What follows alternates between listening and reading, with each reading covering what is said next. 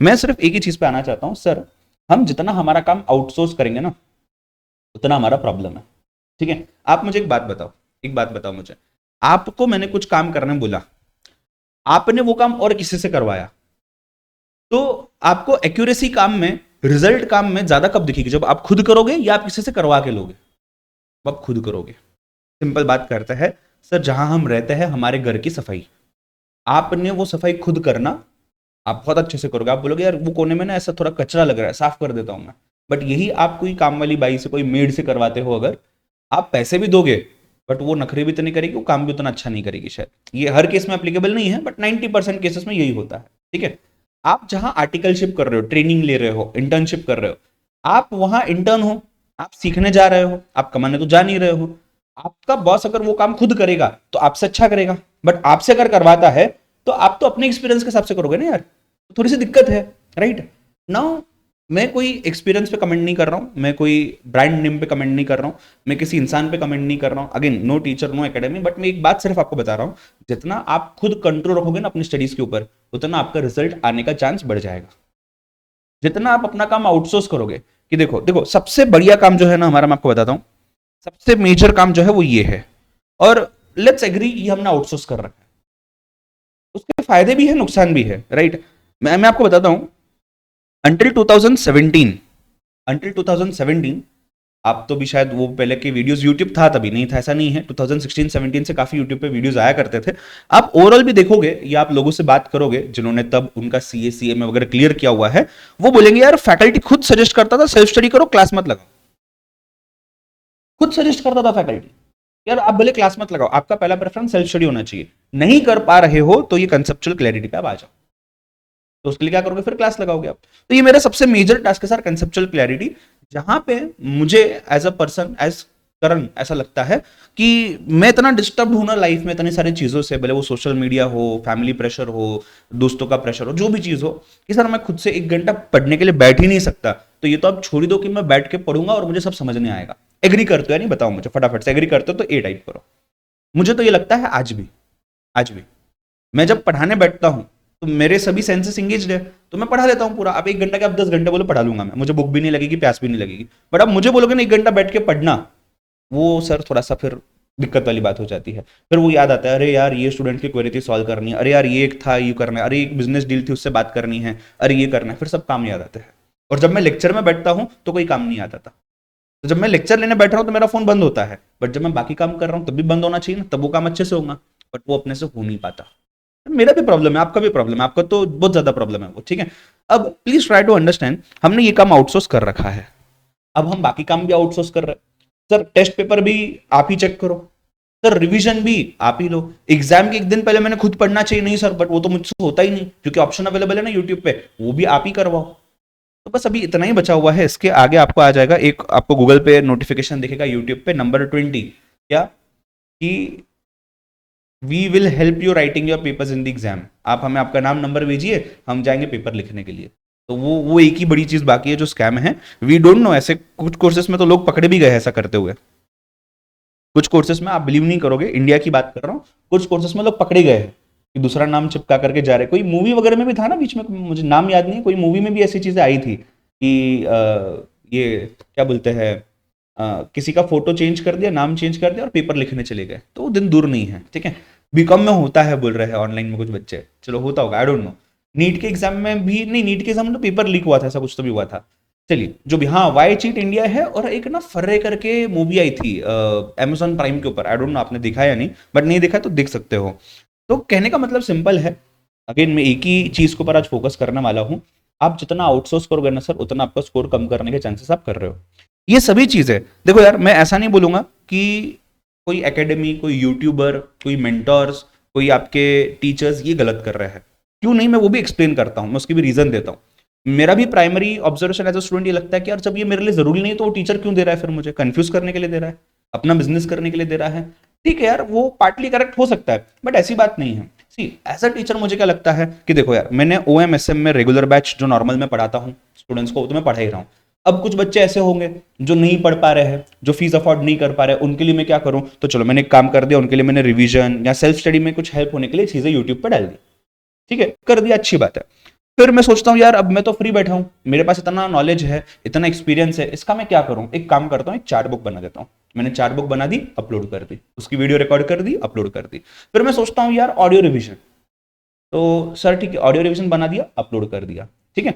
Now I will tell you, अच्छा MCQ आ गया, तो एमसीक्यू अलग बुक बनाई, अपलोड कर दी, बढ़िया है सर, अच्छी बात है। लास्ट डे के लिए टिप्स बना दिए, अच्छी बात है, अपलोड कर दिया, ठीक है। थ्योरी बुक अलग से, अभी ओएम में थ्योरी आती है, एफएम में थ्योरी आती है, ठीक है ना, तो वो बना दी, अपलोड कर दिया, बहुत अच्छी बात है सर, राइट। तो ये सब जो हम कर रहे हैं ना, ये सब बहुत बढ़िया है, बट तब बढ़िया है जब तक आप इन सब चीजों को, वो चीज जिसके लिए बनी है उसके लिए यूज करें, उसके लिए आप यूज करें। Otherwise then that it is a scam, otherwise then that it is a scam. मैं क्लियर बोल रहा हूं, बट ये स्कैम कोई कर नहीं रहा है हमारे साथ, ये स्कैम हम खुद कर रहे हैं अपने साथ। प्लीज ट्राई टू अंडरस्टैंड, मैं बहुत माइनर पॉइंट्स बता रहा हूं, आई डोंट नो ये कितना लंबा वीडियो चलेगा, मैं ट्राई करता हूं शॉर्ट में बताने का, बट प्लीज समझिए, ये इतना आपको नैक लग गया ना सर, आप सच में 60 प्लस इजीली स्कोर करके लाओगे, ठीक है। तो 60 प्लस का स्कोर लाना कोई बड़ी बात नहीं है, हमने अपने लिए डिफिकल्ट बना के रखा हुआ है, हमने अपने साथ स्कैम किया हुआ है, कोई हमारे साथ स्कैम नहीं कर रहा। हम बोलते ना यार ये कोचिंग क्लास को बॉयकॉट करो, इन्होंने ऐसा किया, उन्होंने, अरे किसने कुछ नहीं किया भाई, देखो उनके पास नॉलेज है, उनके पास टाइम पड़ा हुआ है, वो अपलोड कर रहे हैं, आपका फायदा ही देख के अपलोड कर रहे हैं, ठीक है। वो आपको आके ऐसे घर पे से उठा के उठ ये वीडियो देख, ऐसा थोड़ी ना बोल रहे हैं, वीडियो तो हम खुद देखने जा रहे हैं ना, और वीडियो देखना भी कोई गलत बात नहीं है, उसको अप्लाई करना भी कोई गलत बात नहीं है, बट गलत सिचुएशन पे उसको अप्लाई करना बहुत गलत है। एग्जाम्पल के तौर पर बताता हूँ, अब मैं ये आज ये टॉपिक मैंने आपको शायद 2-3 दिन पहले ही व्हाट्सएप ग्रुप पे पूछा था आप लोगों को कि यार ये टॉपिक पे डिस्कस करें क्या। उसकी रीजन क्या थी, पिछले कुछ यू कैन से 10-12 दिनों में फाउंडेशन का रिजल्ट आया था, आपको याद होगा सीए में फाउंडेशन, ठीक है ना, और सीए इंटर का भी रिजल्ट आया था। तो एक कॉमन क्वेरी जो स्टूडेंट्स पास नहीं हुए या जो फाउंडेशन पास हुए इंटर में आए हैं, इनसे बात करके रियलाइज किया कि लिटरली यार माइंडसेट ऐसा है बच्चों का आज, शायद आपके कारण आपके जूनियर्स ये सोच रहे हैं, या शायद आप भी ऐसा सोच रहे थे, मुझे नहीं पता ज्यादा, मैं तो उसके ऊपर अभी थोड़ा सा लोगों से बात करने लगा हूं।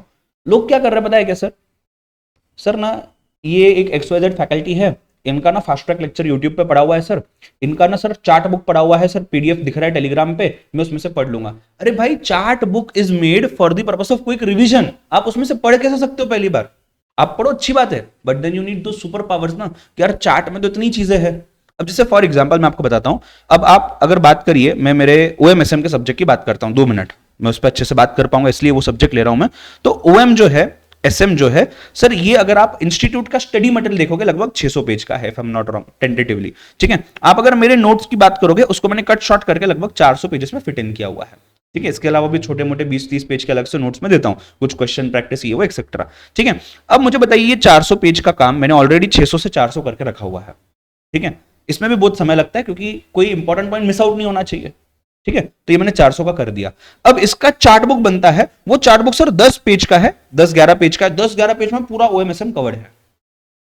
बट आप मुझे एक बात बताओ, is this 10 page a replacement for this 400 pages? Answer is an absolute no, आप बिलीव करो या नहीं करो। अब हम क्या करते हैं सर, देखिए फॉर एग्जाम्पल मैं ये खास करके दिखता हूं, बहुत ज्यादा दिखता हूं मैं टैक्स के सब्जेक्ट में, ऑडिट के सब्जेक्ट में, ये बहुत ज्यादा, इसमें से टैक्स तो चलो मेरा सब्जेक्ट है, बट ऑडिट मेरा सब्जेक्ट नहीं है, मैं ये चीज उसमें भी दिखता हूं। स्टूडेंट क्या करता है सर, देखिए अब ना इसमें जो रेगुलर बैच होती है डिटेल में, सर मैं टैक्स पहली बार पढ़ रहा हूं, तो इंटरमीडिएट का सर डायरेक्ट टैक्स का जो सिलेबस है ना, वही 130-140 आवर्स बहुत स्क्वीज कर करके आता है। और यही डायरेक्ट टैक्स मैं आपको बोलता हूं, हमारे समय पे, आज से ज्यादा दूर की बात नहीं कर रहा हूं मैं, 7-8-10 साल दूर, हमारे समय पे यही डायरेक्ट टैक्स की मैं बात कर रहा हूं, जब मैंने एज अ स्टूडेंट पढ़ा सर ये 250 घंटे जाता था।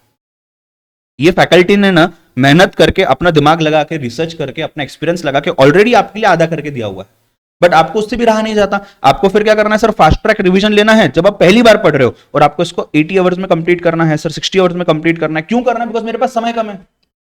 आप ये नहीं समझ रहे हो, वो 60 आवर्स सेव करने के चक्कर में आप आपके 6 मंथ्स दाव पे लगा रहे हो, जो बहुत बढ़िया यू कैन से चीज है, बहुत बढ़िया चीज है सर, ऐसा लगता है हमें, बट वो सर एक्चुअल में ना बहुत ज्यादा स्कैम हम खुद के साथ कर रहे हैं। जो चीज जिसके लिए बनी है ना, अब जैसे प्रैक्टिस बुक किसके लिए बनी है, पहले आप कंसेप्ट समझिए, कंसेप्ट समझने के बाद आप प्रैक्टिस करिए। स्टूडेंट क्या करता है, सर मैं पहले प्रैक्टिस करूंगा, प्रैक्टिस करते करते मैं कंसेप्ट समझूंगा। अरे ऐसे कैसे हो सकता है? आप बात समझ रहे हो क्या? राइट। अगर मुझे स्विमिंग करने जाना है तो मैं स्विमिंग करके ही स्विमिंग की प्रैक्टिस कर पाऊंगा, अंडरस्टूड। बट अगर मुझे ऐसा ढकेल दिया गया कि भाई तू अंदर जा, जब तू डूबने लगेगा ना फिर मैं तुझे सिखाऊंगा स्विमिंग कैसे करना है, या क्या कैसे आपको हाथ कैसे यूज करना है, पैर की मूवमेंट कैसे करनी है, नहीं ना। पहले अपने को एक थ्योरी आइडिया दिया जाता है, वो कंसेप्ट बताया जाता है कि देखो पानी में बॉडी इस तरीके से फ्लोट करती है, पानी में बॉडी इस तरीके से डूबती है, ये हो गया तो आपने बस ऐसा मुझे हाथ दिखाना है, वहां लाइफ गार्ड होगा वो आपको आके बचा लेगा। ये बेसिक इंस्ट्रक्शंस देने पड़ेंगे पहले। अगर आप कहीं पे बोटिंग करने भी जाते हो कोई छोटे मोटे लेक में भी, ये आपको पहले बताया जाता है, आपको लाइफ जैकेट दिया जाता है, उसको खोलना कैसे पहनना कैसे बताया जाता है, ठीक है ना। सो ये चीज मुझे एक बात बताइए, जब तक मैं ये समझूंगा नहीं तब तक मैं प्रैक्टिस वाले फील्ड में उतरूंगा कैसे? मुझे पहले समझना पड़ेगा ना, हमें वो समझना ही नहीं है, हमें डायरेक्टली जाना है, बस टारगेट करना है। And I tell you, just because all these resources are available, इसका मतलब ये नहीं है कि आपके पास ऑप्शन अवेलेबल है तो आपको करना ही है और उसी समय पे करना है, नहीं। Please try to understand this part, right. ये सब आपके लिए ना बहुत ज्यादा इंपॉर्टेंट है। And in fact as a faculty मैं बाकी सभी फैकल्टीज को इसके लिए हमेशा थैंकफुल रहता हूं। जब भी हम लोग मिलते हैं, हमारे कुछ कॉमन मीटिंग्स होते हैं पुणे में, इंडिया में कहीं भी, तो हम लोग एक दूसरे को इसके लिए हमेशा अप्रिशिएट करते हैं कि यार ना सर वो आपने एक समरी बुक बनाया था ना, बहुत बढ़िया था, मैंने भी इंस्पिरेशन लिया उससे, मैंने भी देखो ऐसा समरी बुक बनाया, बहुत अच्छी बात है। सर आपने केस स्टडी बुक बनाया, सर मैंने भी बनाया, देखो आपका बुक देख के सर बहुत बढ़िया है, बहुत अच्छी बात है, it is very good. But sir student is scamming himself herself by referring those at wrong times. और मैं आपको बताऊं आज सबसे टॉप पे, आप आई डोंट नो आप एग्री करोगे या नहीं, हालांकि शायद आप एग्री करते रहोगे इसी मोमेंट पे without me going into details of it. Sir ये सबसे इंपॉर्टेंट है ना हमारे लिए, यही क्लियर नहीं हुआ तो बाकी चीजों का क्या करेंगे? तो देयर इज अ चांस इसको कॉम्प्रोमाइज करके आपका अटेम्प्ट क्लियर हो जाए, आप एग्जाम क्लियर कर लो, देयर इज अ चांस। मैं ऐसा नहीं बोल रहा हूं there is no chance, there is a chance, but ये ना एक बार होगा, दूसरी बार नहीं होगा, फाइनल में आप पछताओगे फिर, ठीक है। और फाइनल में ये बाय चांस होता ही नहीं है। आप पूछिए उनसे जो लोग फाइनल आज पढ़ रहे हैं, ये सर बहुत मुश्किल चीज है, बहुत मुश्किल चीज है। जब मैं बोलता हूं इंटर में 60 स्कोर करना अगर डिफिकल्ट है तो सर फाइनल में वही 40 आ जाता है, 40 स्कोर करना डिफिकल्ट है। यहां आपने 60 समझा लिया ना तो आप फाइनल क्लियर कर लोगे, इस बात को प्लीज समझिएगा, and it is that important, ठीक है। तो सर मेरे लिए सबसे टॉप मोस्ट प्रायोरिटी ये रहने वाली है, ठीक है। सर मेरे पास पैसा नहीं है, सर मेरे पास समय नहीं है, मैं क्या करूं? देखो पहली चीज, पहले समय की बात करते हैं। सर समय नहीं है, अब क्या करना? समय नहीं है बहुत बड़ा चैलेंज है पैसे से भी, क्योंकि पैसा एक हाथ बार आपको कोई हेल्प भी कर दे, समय कैसे हेल्प करेगा? आप मुझे बोलोगे सर मेरे पास पैसे नहीं है, सर मैं टैक्स का लेक्चर परचेस नहीं कर सकता, मैं बोलूंगा ठीक है देख, अगर आपका जेन्युइन केस है तो मैं आपको डिस्काउंट दिलवा दूंगा, आपको मैं स्कॉलरशिप दे दूंगा, जो लगभग ऐसा नहीं मैं करता हूं, सभी लोग करते हैं, नहीं करते ऐसी बात नहीं है, ठीक है। अगर हेल्प कर सकते हैं, हमें भी किसी ने हेल्प की थी तो हम भी हेल्प करेंगे बाय डिफॉल्ट, नहीं ऐसी बात नहीं है। बट मुझे एक बात बताइए, टाइम की हेल्प कैसे कर सकते हैं हम? आप अगर मुझे बोलते हो कि सर यार अभी देखो दिसंबर में एग्जाम है या नवंबर में एग्जाम है, जनवरी में एग्जाम है, सर मेरे पास ना इतने इतनी महीने बाकी है, सर मैं कैसे करूं? तब मुझे टाइम चाहिए। अब टाइम कैसे? आप बोलोगे सर 1 करोड़ रुपए देता हूं, आप टाइम दिलवा दो, मैं टाइम कैसे दिलवा सकता हूं? तो आपको ये समझना पड़ेगा, अगर टाइम लिमिटेड है और वो लिमिटेड टाइम में कुछ जुगाड़ू काम किया जा सकता है, करो, मैं ना नहीं बोल रहा हूं, एज ए ह्यूमन बींग मैं भी वो करता हूं, आप करो, अच्छी बात है, ठीक है। एज एन इंडियन तो प्राउडली करो। बट आप ये समझिए, जब आप उस सिचुएशन पे हो कि टाइम बहुत कम है, आपको चाहिए 2 महीने, आपके पास है 10 दिन, नहीं हो सकता ना यार, तो 10 दिन भी आप वेस्ट कर रहे हो अगर आप उसमें कोशिश कर रहे हो फिर तो। हाँ आपके पास, आपको 2 महीने चाहिए, आपके पास 1.5 मंथ्स है, नाउ वो जो गैप है ना 15 दिन का, ये कोशिश करके ब्रिजन किया जा सकता है कि यार थोड़ा 2-3 दिन रात भर बैठ के पढ़ लूंगा, हो जाएगा, 1-2 संडे को रेस्ट नहीं लूंगा, कर लूंगा काम, हो जाएगा, ये पॉसिबल है, राइट। तो सर मैं कंक्लूजन पे आता हूं डायरेक्टली, मेरे ख्याल से मैंने बैकग्राउंड दे दिया, आपको आइडिया होगी, आपको मेरी फीलिंग समझेंगे मैं क्या बोलने की कोशिश कर रहा हूं। मैं एक ही चीज बोल रहा हूं सर, आपको ये जो है इसको जिस पर्पस के लिए बनाया गया है उसी पर्पस के लिए यूज करना है। अगर आप इस पे कॉम्प्रोमाइज करते हो, आप आपके करियर के साथ कॉम्प्रोमाइज कर रहे हो, जो अभी तक शुरू ही नहीं हुआ है। हमें लगता है हम सीए में बनेंगे, सीए बनेंगे, भाई तब बनोगे और तब आप सेवा करोगे इस देश की जब आपके ये दिमाग में चीजें क्लियर होगी। मुझे बहुत बुरा लगता है, मेरे ही कुछ स्टूडेंट्स हैं सीए बन जाते हैं सर और उनको ये नहीं पता कि बजट कब आता है, मतलब बजट कब आता है पता है बट वो बजट एप्लीकेबल कब होता है नहीं पता सर। तो भाई इंटर में क्या किया, ये तो इंटर की बात है, फाइनल में क्या किया सर, राइट। आज भी मैं आपको बोलता हूं, आज हमारा एक फेस टू फेस क्लास था ओएमएसएम का, क्लास कैंसिल हो गया बिकॉज लाइट नहीं थी, आज पूना में काफी बारिश थी, तो वो बच्चों से ऐसे ही मैं थोड़े से गप्पे मारते बैठा था आधा 1 घंटा। तो सर उसमें से काफी बच्चे ये क्वेरी पूछ रहे थे, जबकि ये ग्रुप 1 पढ़ के आए हैं, पूरा टैक्स प्रॉपर क्लास किया हुआ है, कि सर अभी जो बजट आएगा ना सर, उसकी वजह से हमारा एग्जाम टफ हो जाएगा ना सर। अरे भाई अभी जो बजट आएगा वो तो आपके एग्जाम के लिए एप्लीकेबल भी नहीं है, वो तो अगले बैच के लिए एप्लीकेबल होगा ना। तो सर मतलब टैक्स पूरा पढ़ने के बाद आप सोचिए ये हाल है। मैं आप में किसी का नाम नहीं लेता हूं बट आप में से भी काफी लोग ऐसे होंगे जिनको शायद ये क्लू नहीं होगा। तो गलत बात है ना यार, ये कंसेप्ट अगर पता होता है तो क्वेश्चन कैसा भी आने दो, ठीक है। अब अगर मैं थोड़ा सा इसको इस तरीके से पुटअप करूं, सर इसमें से आपके पास ये सब चीज अवेलेबल है, ये सर ना बताइए मुझे, ये सब कितने, मैंने 19 चीजें लिखी ना लगभग यहाँ पे, ये सब 19 चीज अवेलेबल है, 19 टाइप करो अगर आपको लगता है आपके पास ये अवेलेबल है, भले आप जो फैकल्टी से पढ़े हो उनके पास से, या यूट्यूब पर तो अवेलेबल है ही है, अवेलेबल है ना सभी के पास, हाँ ना, बताओ मुझे, ठीक है। आप मुझे एक बात बताइए, इन सब में से ज्यादा दूर की बात नहीं करते हैं, 2018 की बात करता हूं, मतलब मेरे समय के भी बात से, जब मैं पढ़ा रहा था खुद तब की बात करता हूं, 2018 की बात करता हूं। 2018 में आपको क्या लगता है आपके इक्विवेलेंट जो स्टूडेंट्स थे इंटर फाइनल लेवल पे, उनके पास इनमें से कितने रिसोर्सेस अवेलेबल हो गए, कितने हो गए, क्या कितने अवेलेबल हो गए, मैं आपको बताऊं, इसमें से सर आप में से आधे के ऊपर लोग आधी चीजें बोल रहे हैं अवेलेबल हो गए, मैं आपको बताऊं इसके अलावा और कोई जरिया नहीं था। सेल्फ स्टडी तो तब भी इतने लोग नहीं करते थे, लोग कोचिंग क्लासेस लगाते थे, बट मेनली क्लास अवेलेबल था। फीस आज जो आपकी है ना, उसके 3-4 गुना फीस थी, भले वो सीए हो भले वो सीए में हो, सीए में वालों से बेचारों से पूछो, क्लासेस नहीं हुआ करते थे। आज तो आपके पास वो एक प्रिविलेज है कि आपको सीए में एक्सक्लूसिव क्लास मिल रहा है, आपकी मेहनत कम हो जाती है।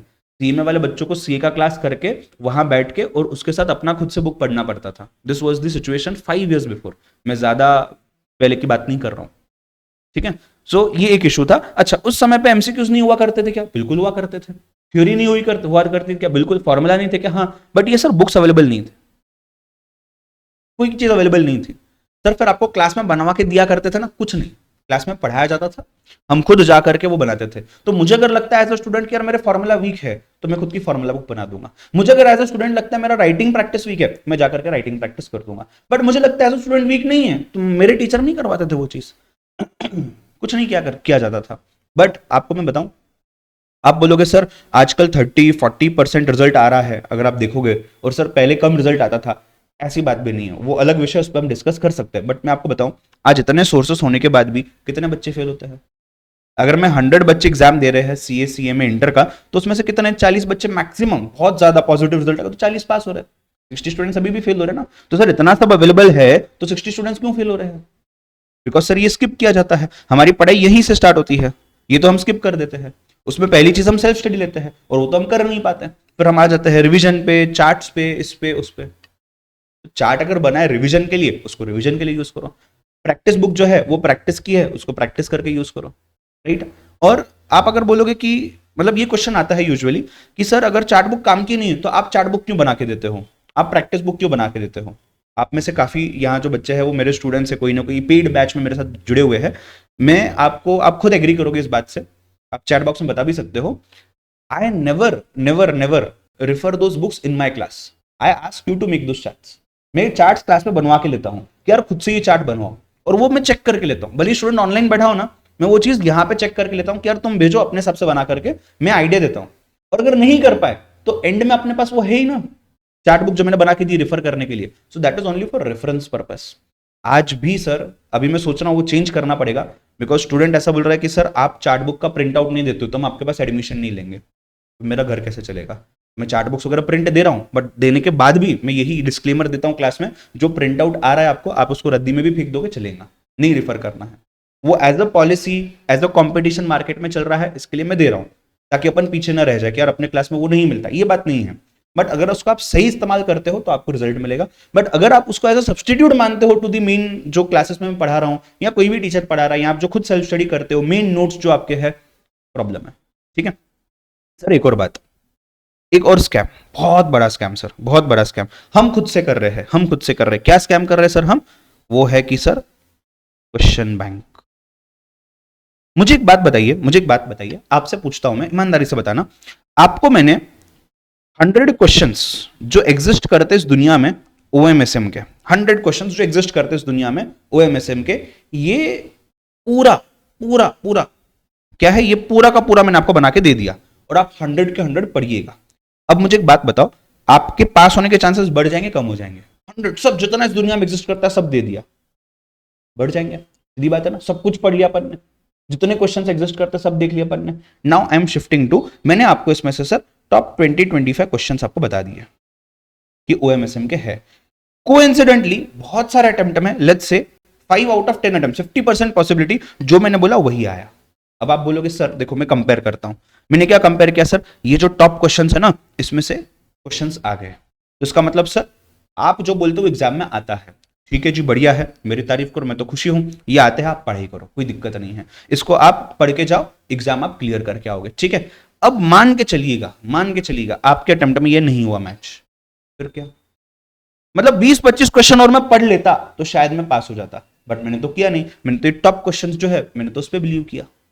Now the problem over here is sir, देखो आप किसी फैकल्टी को, आप किसी कोचिंग क्लास को बाद में अनाप शनाप बोलोगे, अलग बात होगी, फर्क नहीं पड़ने वाला उस चीज से, बट आप ये सोचिए आपके 6 महीने चले गए, वो कौन भर के देगा, कोई नहीं भर के दे सकता, हमें फिर से पढ़ना पड़ेगा सब, राइट। तो हम ये स्कैम में नहीं फंसे, मैं ऐसा नहीं बोल रहा हूं, स्कैम कहां हो रहा है, देखिए स्कैम क्या हो रहा है, जब आप सिर्फ ये रेफर करते हो, मैं क्या बोलता हूं, आप ये रेफर करो और इन क्वेश्चंस को ज्यादा वेटेज दो ना, सीधी बात है ना यार।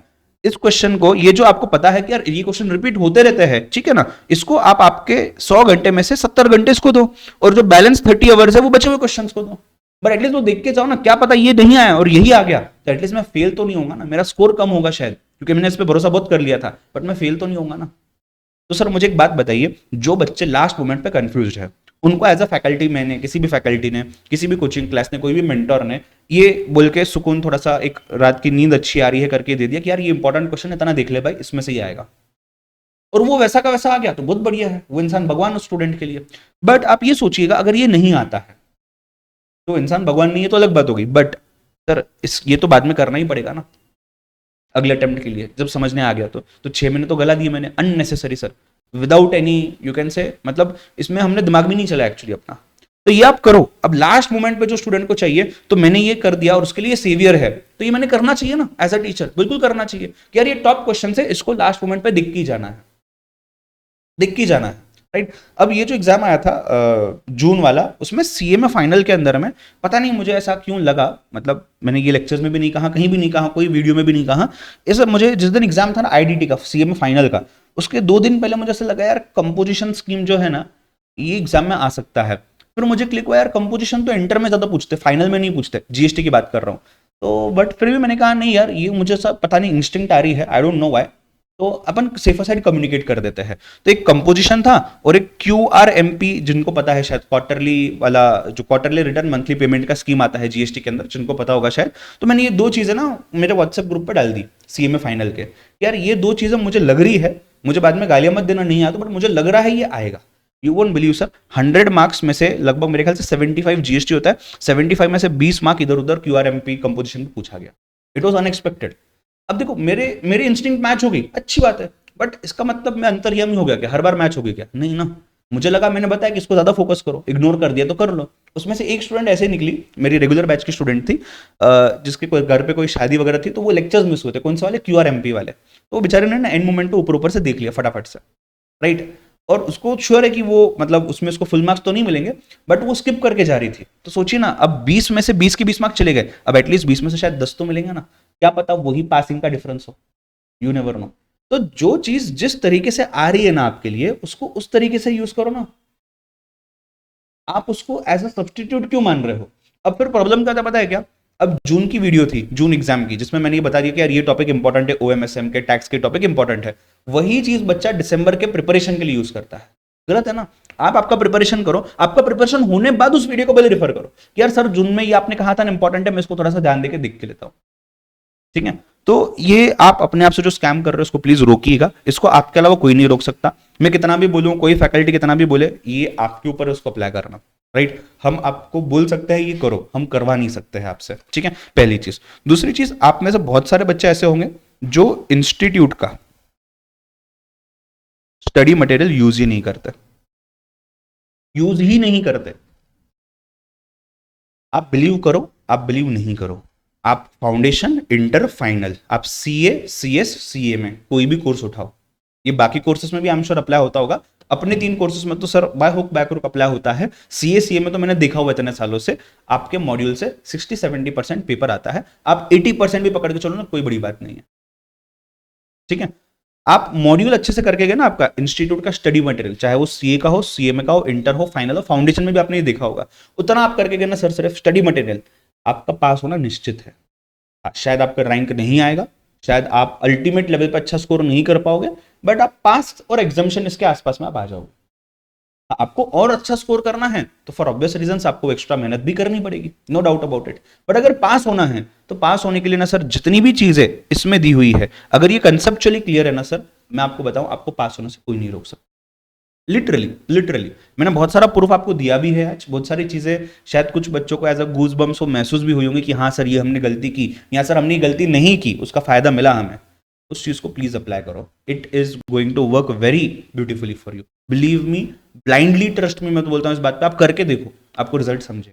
ठीक है, मैंने पिछले वीडियो में भी ये चीज आपको कही थी पिछले हफ्ते में कि आपने अगर प्रोडक्टिव रहना है तो आपने बार बार अपने आप को टेस्ट नहीं करते बैठना है। हाँ, एक थोड़ा सा टाइम ड्यूरेशन दो फिर टेस्ट करो, तो वो टाइम ड्यूरेशन में आप ये अप्लाई करके देखो, आप ये अप्लाई करके देखो। मुझे एक बात बताओ, मुझे एक बात बताओ, अच्छा यहां तक चीजें क्लियर है क्या पहले? हाँ या ना वो तो बताओ। यहाँ बस सर आप भाषण दे रहे हो, सुन रहे हो, बोर हो रहा है सर, बस चले जाएंगे। समझ रहे हो मैं क्या बोल रहा हूँ? बताइए तो सही फटाफट से। हाँ चलिए, Anshika ji, how to stay productive and consistent, हमने लास्ट वीक में वही डिस्कस किया था, आई गेस आपने मिस आउट किया है, मैं उसका वीडियो अपलोड करता हूँ, रुकिए। हाँ मैं ये आपको बोल रहा था, मुझे एक बात बताओ, अगर मेरा एग्जाम लेट्स से दिसंबर में है, दिसंबर 24 में, ठीक है, इंस्टीट्यूट का मॉक टेस्ट पेपर कब अपलोड करता है? कौन बता सकता है मुझे? टेंटेटिव आइडिया कब अपलोड करता है? आज अपलोड कर दिया जुलाई में, आज जुलाई में अपलोड कर दिया क्या इंस्टीट्यूट ने?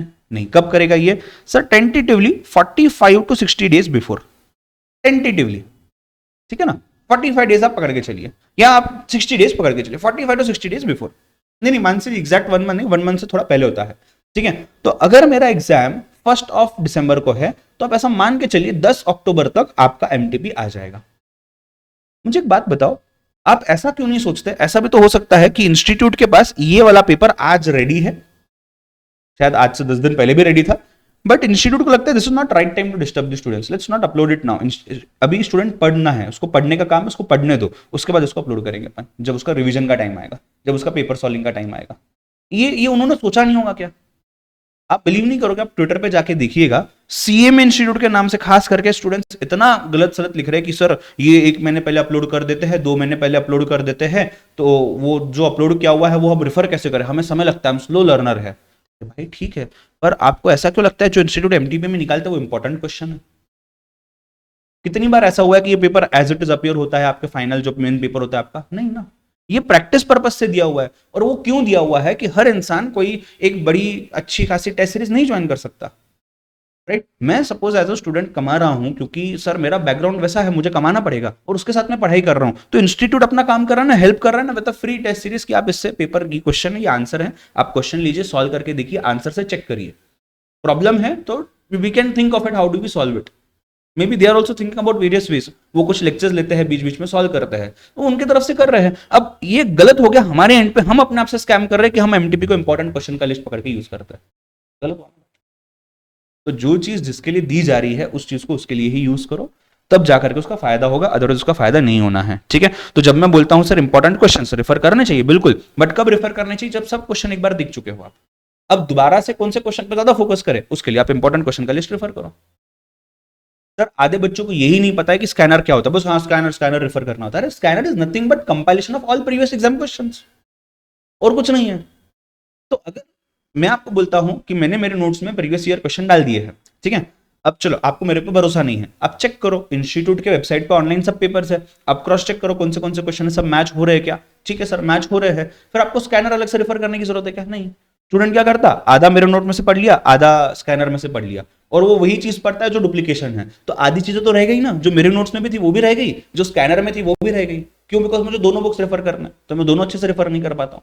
तो आप पहले वो देखिए तो सही आप क्या कर रहे हो, ठीक है। सर एमसीक्यू की बात करता हूं मैं आपको बताता हूं, अब मैं खुद टैक्स पढ़ाता हूं, मैं इतनी फैकल्टीज के साथ बात करता हूं। सर सीएमए इंटर के लिए अगर मुझे एमसीक्यू देखने हैं, क्या करने हैं सर? एमसीक्यू मुझे देखने हैं, तो मेरा प्रेफरेंस क्या होना चाहिए? क्या होना चाहिए सबसे पहले कि यार आईसीएमए का जो स्टडी मटेरियल है उनके अंदर में, उनके बुक्स के अंदर में इलस्ट्रेशन एक्सरसाइज में क्या क्या एमसीक्यूज है ये मैं पहले देख लूंगा, फिर उनके प्रीवियस ईयर क्वेश्चंस में जाऊंगा, देख लूंगा, उनके मॉक टेस्ट पेपर में जाऊंगा, देख लूंगा। जो लोग ओल्ड सिलेबस से हो, there used to be something called as bit question, जो भी न्यू सिलेबस में नहीं है, मैं ये सब देख लूंगा। सर इतना देख लिया तो मेरे लिए एग्जाम के लिए बस हो गया ना, बट नहीं, हमें तो और प्रैक्टिस चाहिए। अब और प्रैक्टिस चाहिए तो हम क्वेश्चन कहां से लाएंगे? हम भी तो क्वेश्चन कहीं से लाएंगे ना। हम क्या करते हैं फिर एज अ फैकल्टी, हम बोल के भी आपको कई बार बिना बोले भी सीए इंटर के क्वेश्चन उठा लिए सर, सीएस एग्जीक्यूटिव के क्वेश्चन उठा लिए सर, कुछ अलग, जो जैसे आपने शायद पादुका पब्लिकेशन करके एक बुक सुना होगा, उनके बुक के अंदर बहुत एमसीक्यूज होते हैं, कोई और पब्लिकेशन के क्वेश्चन आंसर्स उठा लिए, ठीक है ना। इसके साथ साथ खुद के क्वेश्चन शायद कोई बनाने की कोशिश करेगा, ये भी हो सकता है। तो सर मुझे बताइए, ये करने की जरूरत नो डाउट है भले अगर आपके पास समय हो, बट आपके पास समय है इसको 2 बार करने का, 2 टाइम्स ये करने से ज्यादा फायदा पड़ेगा रादर देन 1 टाइम ये सब करने से, क्योंकि ये कस्टमाइज्ड आपके लिए बनाए गए हैं ना। बट हम तो उसमें बिलीव नहीं करते, हमें तो और प्रैक्टिस चाहिए। तो और प्रैक्टिस के चक्कर में हम यहां चले गए। इसके चक्कर में आप देखिएगा सीए इंटर का लेवल टैक्स का सीए में इंटर के कंपैरिजन में ज्यादा होगा, ठीक उसी तरीके से जैसे सीए में इंटर का कॉस्टिंग का लेवल सीए इंटर के कॉस्टिंग में ज्यादा होगा, क्योंकि आपका स्पेशलाइजेशन है सीए में कॉस्टिंग है, राइट। सीए का स्पेशलाइजेशन ऐसे टैक्स है, तो वहां पे उस सब्जेक्ट को ज्यादा फोकस किया जाएगा। अब यहां पे सीए इंटर का जो टैक्स का क्वेश्चन है, ये सीए में इंटर के बच्चे को शायद नहीं आता। कोई गलत बात है क्या? नहीं, फाइनल तक आपको आ जाएगा जब आपके सिलेबस में वैसे क्वेश्चन आएंगे। बट फिर मैं डर जाता हूं यार, सीए इंटर के क्वेश्चंस तो ऐसे हैं, अगर ये सीए में इंटर में आ गए तो। अब वो डर के कारण मैं इन क्वेश्चंस पे ज्यादा फोकस करता हूं, और मेरे वाले जो क्वेश्चंस है जो सीएमए के एग्जाम में आने वाले हैं, वो मैं एग्जाम में जाके ही दिखता हूं सीधा, फिर मेरा आंसर रॉन्ग आ जाता है, हालांकि वो आंसर तो ईजी था। आप मेरी बात समझ पा रहे हो मैं क्या बोल रहा हूं? ये आप में से काफी लोगों ने गलतियां की है, काफी लोगों ने की हुई है। तो जो मेरे लिए चीज अवेलेबल है सर, और वो अवेलेबल है, फ्री ऑफ कॉस्ट अवेलेबल है सर, इतने सारे फैकल्टीज के पास, इंस्टीट्यूट के चैनल पर, तो सर वो देखते ना पहले। हम अननेसेसरी इसमें क्यों जाते बैठ रहे हैं? बोले कोई भी सब्जेक्ट हो, सिर्फ टैक्स की बात नहीं कर रहा हूं, टैक्स में ज्यादा होता है इसके लिए टैक्स लिया मैंने, और मैं पढ़ाता हूं तो मुझे पता है, बाकी सब्जेक्ट में भी होता है। सर ऑडिट की अब बात करो, सीए इंटर का ऑडिट सर इस लेवल पे है, सीए में इंटर का ऑडिट सर इस लेवल पे है, बिकॉज वो कम मार्क्स का है और कम फोकस है, introduction is the focus. CA में फाइनल का आप ऑडिट देखिए, वो अलग लेवल पे है सर, बहुत एडवांस चीजें हैं, क्योंकि आपको तब इंट्रोडक्शन क्लियर है, बेसिक वाला पार्ट। आप बात समझ रहे हो क्या? हाँ या ना? बट नहीं सर, मैं तो सीए इंटर का ऑडिट रेफर करूंगा ना, सीए में इंटर में वो क्वेश्चन आ गया तो नहीं आने वाला भाई, ये हमारे दिमाग में है सिर्फ, राइट। तो कंक्लूजन यही है कि सर आप अपने आप को कोई भी चीज जो आपको बेनिफिट दी जा रही है उसका आप खुद से स्कैम मत बना के ले लीजिएगा, it will hamper a lot for you, right. You won't believe sir, I have seen people जिन्होंने मेरा ही जो मैराथन अपलोड होता है, जो एग्जाम के 1 महीने पहले रेफर करना होता है, वो क्लास को सब्सटीट्यूट मान के उसमें से पढ़ाई की हुई है। अब बात को समझ रहे हो क्या? फिर फेल होने बाद अगले अटेम्प्ट में उन्होंने वो जो आपने बीच में देखा होगा 1199 999 ऐसे करके एक क्या बोलते हैं 1 मंथ वैलिडिटी का मैंने सेम पूरा कोर्स देने का स्टार्ट किया हुआ है, अभी स्टार्ट किया 6 मंथ से। वो उसके पीछे का रीजन ही ये है कि अगर आपको फटाफट देखना है, दिन भर लेक्चर देखना है ना, आप एक काम करो, आप मेरे से कॉस्ट बेसिस पे लेक्चर देखो और वो पूरा कोर्स खत्म करो। बट वो यार वो कंसेप्चुअली खत्म करो, वो मैराथन से काम नहीं होना।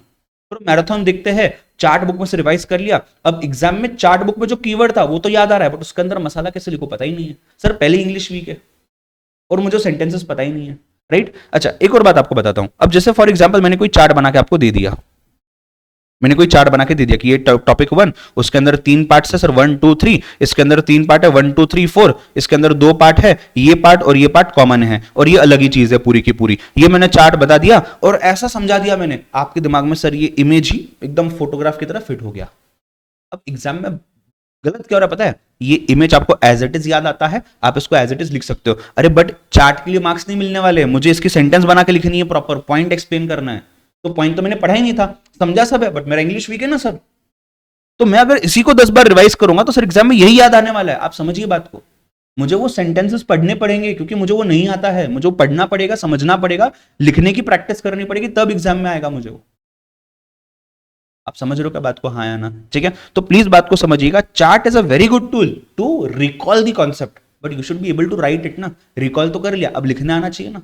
अब लिखना तो मुझे आ ही नहीं रहा, फिर सर मैं क्या करता हूं, मैं प्रैक्टिस करता हूं। अरे प्रैक्टिस करो सही है, बट वो कंसेप्ट क्लियर है क्या वो देखो ना पहले। तुमने कंसेप्ट ही चार्ट से पढ़ा, तो जो चार्ट में दिया हुआ है सब समझ में आ गया। समझ में आएगी आपको बात? हाँ या ना? ठीक है, तो बहुत सी बार आपने ये देखा होगा कि आपको चीजें इजी लगती है जब तक एग्जाम आता है, एग्जाम एक बार आ गया, जब आप एग्जाम फेस करके आते हो वो चीज आपको डिफिकल्ट लगती है, राइट। कुछ बच्चे टेस्ट सीरीज को क्या करता है, एज अ टूल यूज करते हैं कि इससे मैं पढ़ाई करूंगा। भाई टेस्ट सीरीज से प्रैक्टिस कर रहे हो आप मॉक टेस्ट देकर के देख रहे हो कि यार वो सिचुएशन को कैसे मैनेज किया जाए, उससे पढ़ाई नहीं की जा सकती, पढ़ाई उसके पहले करनी है, उसके बाद वो टेस्ट सीरीज देनी है। ठीक है ना। सो मैं यहाँ पे और भी बहुत सारी चीजें बोल सकता हूँ, बट मेरे ख्याल से मैंने काफी ऑलरेडी आपको बता दिया है। और ये चीज अगर आप फॉलो करो ना सर, मैं आपको बोलता हूँ सर 60+ लाने से कोई नहीं रोक सकता, कोई नहीं रोक सकता। But stick to conceptual clarity sir, बाकी सब चीजें आपके लिए एडिशनल बेनिफिट अवेलेबल है, जो जरूरी हो वो यूज करो। अब आपको ओएमएसएम खुद से अच्छे से पढ़ने आता है, आपने सब बढ़िया अच्छे किया हुआ है, जरूरी क्या मेरा मैराथन देखना? नहीं, बट मुझे सर वो मैराथन अवेलेबल है ना सर, तो मैं वो देख लूंगा। अब वो देखने के चक्कर में मैंने जो अच्छा प्रिपरेशन किया उसमें कंफ्यूजन ला लिया। और आजकल तो ये ट्रेंड चल रहा है कि सर अगर मैंने पढ़ा करण सर से है तो मैराथन सपोज मैं XYZ फैकल्टी से देखूंगा, या अगर मैंने पढ़ा XYZ फैकल्टी से है तो मैं मैराथन किसका देखूंगा सर? करण सर का देखूंगा। इससे फायदा क्या होगा? जो करण सर ने पढ़ाया है वो भी पढ़ लूंगा, जो ये दूसरे सर ने पढ़ाया है वो भी पढ़ लूंगा। अरे भाई, बट एग्जाम में जब जाओगे ना, आप अपना कंफ्यूजन क्रिएट करोगे और कुछ नहीं होना, क्योंकि मेरा पढ़ाने का तरीका अलग है और किसी फैकल्टी का पढ़ाने का तरीका अलग है। तो जो फैकल्टी का आप लेक्चर देख रहे हो, आप उन्हीं का मैराथन देखो, ताकि आप रिवाइज कर पाओ ना। उस समय पे आप मेरा या और किसी का जो भी, वो मैराथन नहीं देखना चाहिए। ये बेसिक सी आइडिया है। बट नहीं, हमें कवरेज चाहिए, कवरेज। अरे कवरेज उतना ही है, कवरेज उतना ही है जो उन्होंने करवाया, जो मैंने करवाया, कवरेज उतना ही है। और कवरेज देखना है तो इंस्टीट्यूट का स्टडी मटेरियल एक बार रेफर करो, उससे कवरेज देख लो। अच्छा क्या हो सकता है? ठीक है, चलिए I will stop here. We have a lot of less time left actually for your questions, let's go on to that. पहले ये सब समझने आया क्या जो मैंने कहा? जो मैंने कहा ये समझने आया क्या? मैं सिर्फ इतना बोल रहा हूं आपको, अगर इतना आप अप्लाई कर लिए ना सर, आपकी सीए में इंटर फाइनल का जो आपका फेज है, जहां शायद आपको अटेम्प्ट पे अटेम्प्ट लग रहे होंगे, मे बी आप में से बहुत सारे लोग ऐसे हो जिनको मैं पर्सनली पहचानता हूँ, वो सब आपका सॉल्व हो जाएगा। बस इतने पे सिर्फ फोकस करो, इतने पे कुछ डिस्टर्बेंस माइंड में नहीं रखना। पढ़ना है और पढ़ना ही है। रिवाइज करूंगा, प्रैक्टिस करूंगा, सब करो, बट पहले पढ़ो। पढ़ोगे ही नहीं तो वो रिवीजन काम, रिवीजन किसकी करोगे? पहले पढ़ना चाहिए ना, उसके लिए प्रैक्टिस किसकी करोगे? पहले पढ़ना चाहिए, कंसेप्ट क्लियर होना चाहिए, उसके बाद उसकी प्रैक्टिस होगी। ठीक है,